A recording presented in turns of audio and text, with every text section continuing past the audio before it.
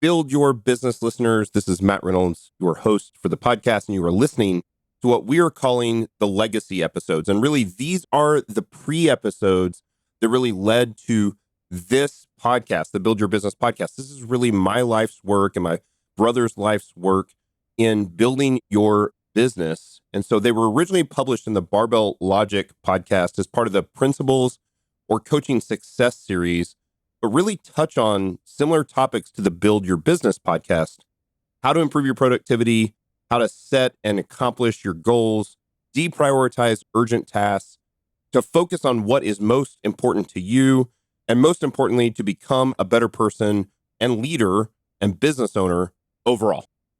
I'm proud to bring you these podcasts. Again, many years of life's work, several years of podcasts, and several decades of business ownership. Hope you enjoy them and learn from them. You're listening to Barbell Logic, brought to you by Barbell Logic Online Coaching, where each week we take a systematic walk through strength training and the refining power of voluntary hardship.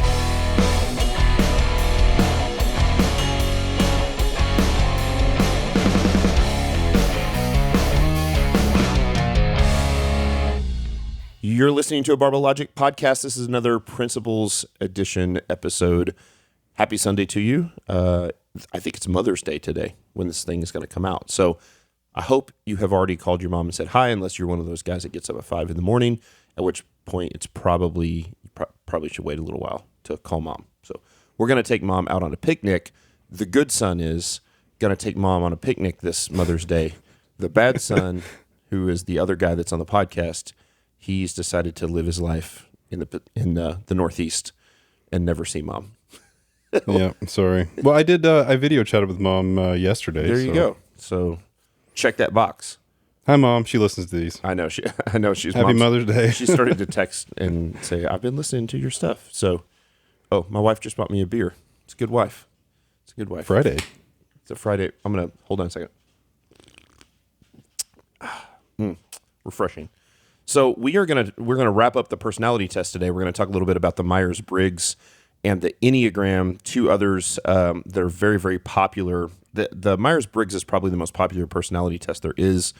If I remember correctly, and people will correct me, especially my own psychiatrist, Dr. Pewter will probably correct me.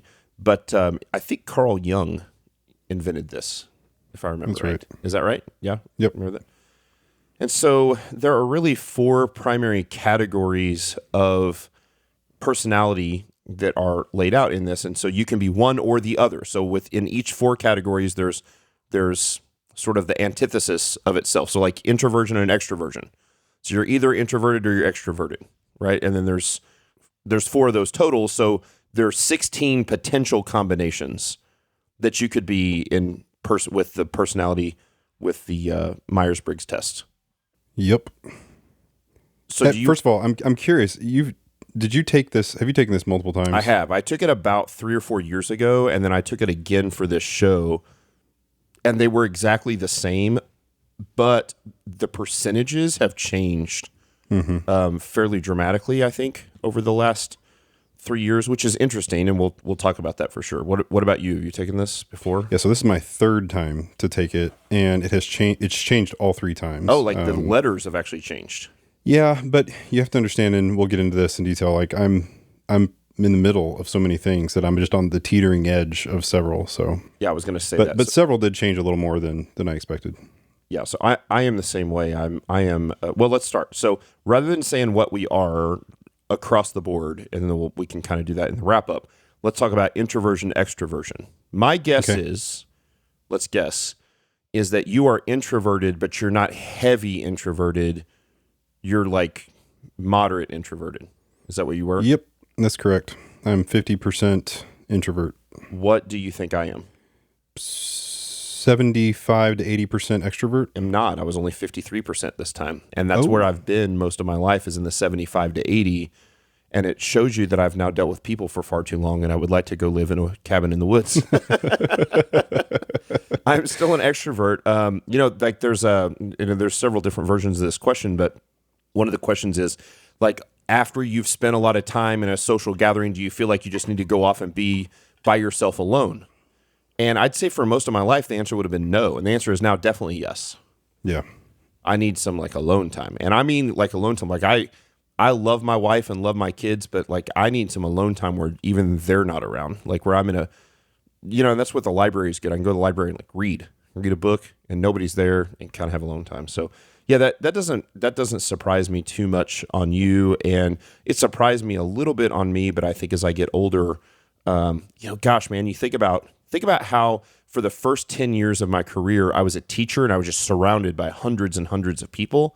And in the second career of what I've done, I've been a gym owner and then an online coaching business owner. And I've been surrounded by thousands and thousands of people all the time. Yeah. So like I interact with people. I've interacted with tons of people every day for the past 25 years, really almost for my entire life, because before that I was in college and then school. And I think I'm kind of getting to the point where I'm like, you know how like old men just, they don't have any F's to give. Like, I feel like eventually I'm going to be that guy. I'm like, you know what? Not sure that I need any more friends. Or That's the scale. if I That's any how it more goes. friends, any friends. Maybe what or certainly less. And so I'm still extroverted and I do like social gatherings and whatnot. But I had a interesting time whenever we first moved out here to the Boston area that I definitely work best basically on my own. I think best on my own. I like the alone time, but I also got energy from people around me that we weren't interacting. So something that I would do for a while when I was maybe I just needed a change of scenery or something. I would pack up my laptop and I would get on the train and I would go into Boston because we live in a suburb of Boston. I would just go into Boston, grab a coffee, and then get back on the train and come home. Yep. And the whole time I was working and I would be, reading something or typing up emails or doing Slack or whatever, but it would really, it was fascinating. It would add some energy. So it's like an added amount of energy to my introvertedness. So that was something this is the first time I learned that because I've never lived in a big city before, but it was an interesting twist. that is, I hate working around people. Hate it. Like even there are some collaborative things that I need to do with my leadership team. And I like working with them in collaboration when it's time to do it, but we'll often kind of sit around a big conference table and do Pomodoros or something together. And I don't really like that either. Like But you like the airplane. I love the airplane. So this is that. Yeah, I that's took a probably train. true. Although the took a airplane, I feel train. like I'm so away from everybody. Like well, here's the deal. If I can pick the first row, I want the first row. I don't want to see people in front of me. I don't want to, obviously can't see the people behind me. I put in those earphones like we've talked about and I just kind of lock it down and work. And so there it's almost out of necessity. I think the thing I like about the airplane is that my phone can't ring, text can't go off, Right. Things like that. So but for sure, I'm still generally extroverted. Hey, I love to talk, like I like telling stories and there's a lot of things there that I line up with. So I'm still fairly high extroversion. So let's talk about intuition versus sensing. So the N or the S, is that what it is? You are a what? I am an N. Okay. I'm intuitive at a moderate preference, 53%. Oh, so I'm a slight intuition. So I'm at 12. That's not too, I wonder if that jives well with some of the stuff that we learned on the last podcast. I think it does. Yeah, I think so too. I think, just some of the more excitability type of stuff or whatever. Yeah, I was looking at, so yes, I certainly think that is the case. And so, yeah, I feel like I have a fair amount of sensing in the way that I don't know, what's the right word? The way I sort of accept knowledge and comprehend and think through and stuff. I think that's plays a fair amount, but there's a lot of intuition there too. I think my wife would be very high on intuition, actually, higher than she thinks that she is on that intuitive piece. So what about the third is thinking, or what is it? Over feeling. Feeling. I'm thinking. By a lot, But right? Or No, Really? slight. 12%. Okay, so I'm moderate to moderate high, thinking over feeling. I think that's changed for me over time. I mean, I definitely in the years where I was doing a ton of programming. And again, this is the computer programming, not programming weight routines and whatnot. But this is in those years. I mean, I feel like I had to be off the charts. Like it really added nothing for me to have any sort of connection with my feelings. But over time, I do feel like that has gotten better. And in the last several years of my career, I was managing basically 100%, just managing people all the time. Yeah. And so, it required that I sort of tune into that side of my brain. Yeah, I think when I think about the way I perceive this for me is I actually am a fairly emotive feeling sort of. I think a lot of times people are surprised at how, us Reynolds boys, we all have a reputation for being like easy criers. Like we'll cry at a good Hallmark commercial or whatever. It doesn't. And that's true. I'm pretty emotional. I'm not literally a crier, but I can get, I get a little lump in my throat and get some tears in my eyes. I watched 1917 last night, by the way. You told me to watch it. It was great. It's great. And I mean, I am emotive, and I also am able to, this has come much easier in my older life, express those emotions and talk through those emotions, both through counseling and being able to try to have good communication with my wife. But the thing that I do, since most of what I do is either in the business or is sort of goal-oriented things around the house, like I am, we bought some rural land and I'm working on the land, or I'm planting a garden, or I'm doing work around the house, or I'm doing the business stuff. I don't let my emotions or my feels dictate my actions. I just do the actions no matter what. And so often at the expense of, like, it doesn't really matter how you feel, do the thing. And so I think that's probably why my moderate preference of thinking over feeling comes through. But I still think I'm certainly not one of those guys that can't say I love you or give people hugs or emote. I'm very careful with that, especially with having two daughters, to be able to be open and emotive towards them and my wife. You touched on a subject that I think is like a really important one, because I think even at the core of the way that we deal with what's going on in our head, there's this whole idea of, and especially in business, you see this a lot, that people try as hard as they can to just divorce themselves from their emotions. The reality is you can't do anything about your emotions. You're angry or happy or sad or all sorts of emotions, but you can change the way you behave in response to emotions.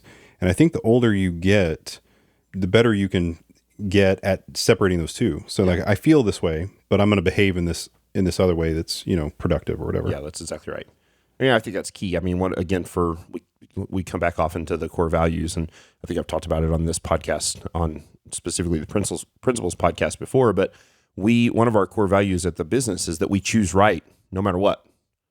Well, that means we choose right even if it's worse for us. We choose right even if it sucks. We choose right even if it doesn't feel like what we really want to do. We choose right. As a matter of fact, there are lots of days, and I have this discussion all the time with my kids, and especially my oldest, that I do like to work, right? Like, I've been very careful not to be one of those guys like, you should all get up at 4:30 like me. Like, more than anybody, I've always gotten up that early. My whole life I've gotten up there. You didn't always get up that early. Like, that's true. Your work life kind of turned you into that. But, mom and dad have pictures of me sitting crisscross applesauce watching Sesame Street at 5:30 in the morning in front of the giant tube television inside the wooden box they used to come in, down on the floor, with my face 2 inches from the screen and the sound way down so I didn't wake anybody up at 5:30 in the morning when I was 4 years old. And so I've always been like that. And yet there are many times, especially as the business gets bigger and there's more and more work to do, that I get up and I do not want to do work. Today was one of those days. I actually got up. I woke up at 5 this morning, straight up. It was actually, it doesn't happen very often, but I woke up and I looked at my clock and it was exactly 5:00 when I woke up. Mm-hmm. And I was like, all right. And so I got up, and as I kind of got up and got around, I felt like I either hadn't slept well or I was just still very tired, more sleepy than I normally am. And I considered going back to bed or going to the guest room and laying down for a little bit. And I went downstairs, made some coffee, and I got around. It just took a little bit longer this morning. And I kept thinking to myself, if I didn't have a bunch of work to do today, I probably would have done that. But actually had quite a bit of work to do, and it's Friday and I want to get it wrapped up. I want to be done for the weekend. And so I sat down and did the thing, even though I didn't want to do it. My feelings, said I really don't want to do this, but you do it anyway. So, well, in those first 4 minutes or whatever, they're the hardest. that's right. Once you get in the flow of things after 4 or 5 minutes, it's like, wow, weird. I can kind of crank after that. When you have to, it's a good thing to do. Yeah, and it's actually, I think for me, the hardest part for sure, like getting in the flow in that first 4 or 5 minutes is difficult. But what's really difficult for me sometimes is the morning is starting that first 4 minutes. Yeah. So, that's right. it's I got to walk downstairs and I'm all creaky and everything hurts and I'm beat up and I start the coffee and then I let the dogs out and I'm like, I should go look at the garden this morning and see like what came up. And you kind of even get into, for me, my version of procrastination, which is 20 to 30 minutes of, I really don't want to sit down and start that process. And so people would laugh at that because then I still sit down at 5:45 and get started, but I got up at 5. I was like, what do I do with that first 45 minutes? Yeah. Probably doesn't matter that much, but it was one of those deals where like this morning I was like, ugh, I don't want to do this. So anyway, thinking over feeling for me and thinking over, is that right? What'd you say? Feeling? Thinking. Yep. I was thinking. And is that one that's changed or has it always been that? No. So before this, I was an ENTJ, and the second time I took it, I was an INTJ. And this time, on the last one, I'm an INTP. That's so interesting, the way that's So changed. Okay. little pieces or... So every time I've ever taken it, I'm an ENTJ, which is where you started taking it. Although you could definitely see with that kind of, you are the true definition of one of those introverted extroverts or extroverted introverts or whatever they call it. Like you're kind of right smack in the middle. Last one then for me is I have a distinct preference, actually the highest, of judging over perceiving. So there's the J for me, and it's a very high percentage. It's not ridiculous, not off the. It's a moderate distinct, but perception. What are you for perceiving? Yeah, so mine was 28% perceiving, so moderate for perceiving. Yeah. I think that's gotten way. I think I probably would have been a P 20 years ago, 15 years ago, and I think as I get older, I get a little more like this is kind of the way we do it. Judge, people should just follow the goddamn rules. Let's do the thing. And I'm less perceptive about like, yeah, maybe we could do it a different way, or maybe this is okay, or like, hey, let's maybe skew from the norm, or whatever those things are. Like I've sort of gotten comfortable in the normalcy, I think. And I absolutely see the positives and certainly the negatives to that, but it's just sort of the way I've become over the years. I've gone the other way. I feel like, obviously I have since I was an ENTJ earlier, but I think one of the things that has happened to me is the more that I have, we talk about this plenty, but the more that I read and the more that I learn about other people's perspectives, and I've gotten to the point where it's difficult for me to take a hard position on various things. I'm just kind of like, yeah, I don't know. It could go either way. Sure. On so many things that it would probably astound most people. I'm just like, I don't know. Yeah, I think. Well, and like you said, this is that effect of what they call the Dunning-Kruger syndrome, right? Where the more you read, the more you actually become knowledgeable in the field, and therefore the more you understand how little you actually know about the thing. So it's very hard to make hard decisions about this is definitely the way it is. Yeah, for sure. That's a huge piece of that. Okay, so that's the Myers-Briggs. So I am ENTJ, and you were INTP. INTP. But yours has changed a little bit over the years. Let's talk about Enneagram. So you did the Enneagram. I'm trying to find my percent. Here we go. My percentages. So I did this again. I'd done this one relatively recently, and I actually chose a different test for Enneagram. There's a couple different Enneagram tests. And it's the same. It's the same for me. It's always interesting to me when all these I can retake them. And I remember when I took the Understand Myself, I thought, boy, I'm feeling extra empathetic today. I feel a little more compassionate, and I was still off the charts low. And so same thing here. So what is your highest number on the Enneagram? So I believe if these are in order, and I think they are, it lists my top 3 types in the one that I took. Oh, they're not? So I know, I've taken that test. That test actually doesn't lay them out by the order they're just your top 3 in no particular order. But I may take another one at some point to see, but these are unbelievably accurate, the Yeah. top three at least. So Okay. the number one, or pretty close to it for me, has to be the Peacemaker, which is what it is in this one. Which is what number? Type 9. Type 9. Okay. Got it. The Yep. Peacemaker. I am not a very high match there. As a matter of fact, let me see. I bet I'm the lowest on Peacemaker. In fact, I am. That is the lowest ranking thing for me, and it's one of the highest for you. I mean, it was pretty well understood. I mean, I'm a middle kid, and Sure. I've at least heard that that's fairly common. And as we were growing up, I mean, that was definitely a role that I played in our family, in relationships with friends. I was just always sort of this person in the middle trying to sort of keep the peace. Yep. I am strongest as an 8, which is the challenger, and 8 see themselves as strong and powerful and seek to stand up for what they believe in. 98% match. So that's like Extremely insanely high high. as an 8. But what's crazy is when I talk about this, I've got another one that I'm almost as high in. So very high on an 8. What's your second one? Type 5, the Investigator. This is wild. This is so. I mean, I guess I shouldn't be funny. surprised that we're so far apart. Here's on the these. front line for that one. Investigators have a need for knowledge and are introverted, curious, analytical, and insightful. Yep. Yeah, mine says for type 5, type 5 is described as the investigator. 5 seek understanding and knowledge and are more comfortable with data than people. That's definitely you. Yeah. My number 2, which is only 3% less than an 8, is a 3. I'm 95% match on a 3, which is the achiever.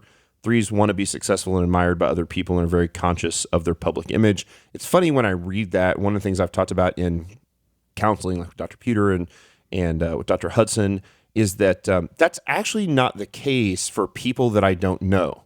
And I actually am not crazy I'm not crazy about the fact that I am this way, that I do very much want to be admired and respected, or liked and respected by the people I like and respect. Mm-hmm. And I wish I just didn't care that much, but I really don't care about the general world out there. And then there's a lot of people that I know who think that I like them and I don't like them that much. And I specifically am a little more of the challenger, and I'm always trying to tell them, how they're wrong and whatever. And I'm sure I come across as a giant douche. And I certainly don't care if they like and admire me. So what's your third? Type 2, the Helper. Helpers are warm, concerned, nurturing, and sensitive to other people's needs. Now, here's what's fascinating. The Investigator, type 5, Yeah. and type 2, the Helper. Now, here's the thing. I've taken some pretty advanced personality tests. Again, we talked about this at one point or another, that I had to take some for the private equity firm, right? One of the things that jumped out in the early tests that I took was that I was very strong in several opposing poles. We actually got an email. I think you forwarded me an email that somebody sent in about that exact question. And all I can say is, it's weird. Yeah. I have a set of really, like, when I'm with people, I'm very warm and concerned and nurturing, and it's killing me. Like, it's zapping all the energy from my universe. So then I have to go off in my hole and hide and gain energy back. Yeah, no, that's good. That's a great explanation of exactly how that lines up for you. I'm not that. I'm not that. I would actually, if I had read all this stuff before, actually this one that I have, the word is different. I'm a very high, I'm an 87% match on a number 1, which this one calls that the perfectionist, places a lot of emphasis on following the rules and doing things correctly. Other Enneagrams will call it the reformer. And I think that's probably a little better explanation for me. I am always looking at things, and like when I was a teacher, I actually thought that I was going to reform public school in the United States completely. Like I was the next John Dewey or something, and I was like, oh, It's not a high bar at all, it's just my brain works that way. And I don't know, if I actually thought, although I'm sure, the 8s and the 3s support that one, is I actually think a lot of my philosophy about the way things should be comes from my number 1, comes from that one piece of the Enneagram where I see the thing and I'm like, man, there's a better way to do this. And I would like to sit down and actually write a systematic theology of how to change this thing, just this systematic progression of of how it could be better. As a matter of fact, with other companies I've been involved in the past, I have written massive documents about the reformation of X, the reformation of public schools, the reformation of whatever. And I have these long papers that I've written about how to reform it. And like I'm Martin Luther, and I'm going to go like nail it on the door at the University of of Augsburg, you know. And so it's I think that's a lot of who I am. And then I think the reason I think I can actually do it is because I'm an 8 and a 3, because I'm this combination of you know, an achiever and then at the same time as sort of a you know, that kind of CEO leadership role. And by the way, I don't think I'm necessarily great at any of those things. Like there's been lots of stuff, you know, Chris knows my entire background, and I've been pretty honest with the listeners. Lots of times I've fallen flat on my face and failed. I don't really think I'm better than everybody else. It's not that at all. I just think that what happens is that I get these ideas in my mind about there are better ways to do this thing. Like listen, take online coaching, right? Like how big of an industry is online coaching? I mean, it's massive, right? It's a multi-billion-dollar corporation. And I looked at it and was like, there's no service in online coaching. Surely there's a way to bring service to online coaching. Like how hard can it be to bring like good customer service to online coaching? Oh, yeah. And that's what we did. And so it was kind of a reforming sort of piece to what we do. I did the same thing with Strong. Like I remember, you know, now there are a lot of really nice gyms out there that are nicer than Strong Gym was. But at the time, there were just like boutique gyms, frou-frou gyms that treated you awesome and had incredible customer service, but nobody actually accomplished anything. And there was like Westside Barbell Club. Yeah. I was like, can't we train like Westside Barbell Club, but in sort of the boutique sort of customer service atmosphere, super clean, smells nice, and it worked there as well, right? And so I think that's what it is for me, is I see those things. And of course, listen, here's the crazy thing. I totally also understand the Dunning-Kruger effect that I have, the issue that I have with things like I have an entire system of how to fix all of macroeconomics for the United States, having no clue what the hell I'm actually doing, right? So, you know, or like my politics, it's, you know, without getting into that stuff, I mean, I have these ideas about, you know, about how big or small the government should be and how much it should interfere with our lives. I'm like, this obviously would work better. I don't really know if that'd work better. I don't really have any background in any of that sort of stuff, you know? And so, but it's also, I think, you know, Scott's made fun of me for years about being like a Calvinist and theology and stuff. And like, I've studied theology a lot, and I'm like, this is the way it is. And like, other people can believe their way, and we can agree to disagree, and they can be wrong, and I can continue to be right. That's the way this works. so that's where those things play, that kind of very high combinations of 3, 8, and 1 for me. So yeah, that's awesome. This was a good. I hadn't taken this one before, by the way. I'd never taken the Enneagram, and it was interesting. You know, the individual pieces that it pulled out. It was definitely a good match for me. Yeah, and it's always nice for me to see these things and sort of measure them up to my life, right? Because I had various opportunities in business, and certainly when I retired, I've had lots of opportunities to go do other things and go run other companies, for example, or whatever, which I could do successfully, but I would be miserable doing it. Yeah. And I know that all the more when I read these things about myself, and I'm like, you're supposed to just sit and read pretty much all the time. That's what you're supposed to do. I know that your personality is not really supposed to change, just like your IQ is not really supposed to change, but I really would be interested to take this stuff again 10 years from now. I bet I eventually become an introvert. I am certain that you do change some. Yeah. I mean, it's not a huge amount. It's not a massive change, but it is a little over time. And I imagine part of it is, I was thinking about this earlier. It's like part of it is how well you know yourself, so that you can, growing up, as you get older, you understand the way that you interact with the world better. And so you understand what things make you happy and what things don't. I remember a period of time where I thought I was an extrovert. Like I thought I was an extreme extrovert because I was good with a crowd. I could always be good with a crowd. And I had not figured out yet that it was wearing me out to be with the crowd, and slowly that sort of came around. So part of it is your understanding of yourself, so the way that you answer the questions. And then the other part is an actual change that's occurring over a period of time after you've interacted a lot with the world, and your personality literally changes a little bit. Sure. Yeah, it makes perfect sense.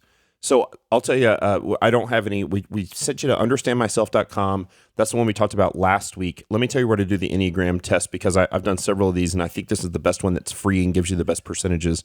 It's at truity.com. So it's TRUITY.com. If somebody comes back and tells me that's like a horrible cult that got burned down in Waco in like 1992 or something, I'm going to be like, damn it. But I don't know anything about the website. I don't have any connection with them whatsoever, but I did like the test there. And I took the same one that you took, which is the one it's actually the one you took is at enneagramtest.net.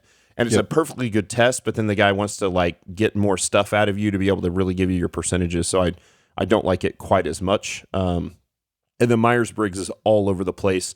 There's a million Myers-Briggs tests to take, and you can figure out, and those are all free, and most of them don't ask for any money or anything. So it's just nice to know, like in the grand scheme of things, I think for most people, well, I don't know. I think you should be in a position where you should read most of this stuff, and it should not be a surprise. If you are, this came out of this idea that we talked about radical self-honesty.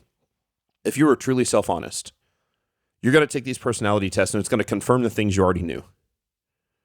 But what it also can help you do is it can really help you understand, hey, okay, yep, this is confirmed. These are my strengths and these are my weaknesses. And then you can, it's not about working on where you're weak, although I think there's some value in that as well. I think it's about surrounding yourself with people that make you better and putting yourself into positions to succeed. Push in on the places that you're great, right? Like, I'm not real high on the empathy, caring, helping others sort of. I'm not going to be a social worker. Right. It's not going to happen, right? I'm not going to go work at a nonprofit. And even though there's like occasionally I'll donate my time to a nonprofit, I actually really like going to like a food bank every once in a while and working, or like serving food to homeless people. Like I do like that, but I would never, ever, ever want to do that as my job, as my primary thing. And there's nothing right or wrong about any of those things. All this stuff is sort of amoral. It's just the way we're put together. And I think it's interesting to kind of figure that out. I think it's super helpful for you to grapple with your personality and realize where it's in alignment or not in alignment with your future goals. Yeah. That's the other thing is I mean, from having run a company and being on a bunch of different boards, I've seen a pile of people who really, really wanted to be the person that runs the show. Right. Right. Like, oh, I'd be so much better as the person that runs the show than the person that currently runs the show. And it's important to look over your personality and see if that's true. That may not actually be true. That's right. And so there's just a lot of things about that you can kind of use to true up your own future goals and what you really want to do and how you'll be happiest. Because there's a lot of different routes to various forms of success in life. They don't all look exactly the same. No. They definitely don't look the same for different personality types. So that's where I think it can be really, really useful. Yeah, agreed. Yep, so there you go. So you got 3 great personality tests to take. Next week, Chris and I will be back to talk about more just general principles that guide our lives and banter about such things. You've been listening to a Barbell Logic podcast. Hey, go tell your mom that you love her, even though you don't hang out with her that much. Chris, call mom today, except for she may be somewhere where there's no cell phone signal, because that's where we're going to take her. But reach out, tell your mom that you love her. And even if you're not one of those empathetic, caring, compassionate human beings, you can still pull your head out of your autistic rear end and emote a little bit. It's okay. It's a good time to do that. And hope you enjoy the rest of your Sunday, and we'll see you next week.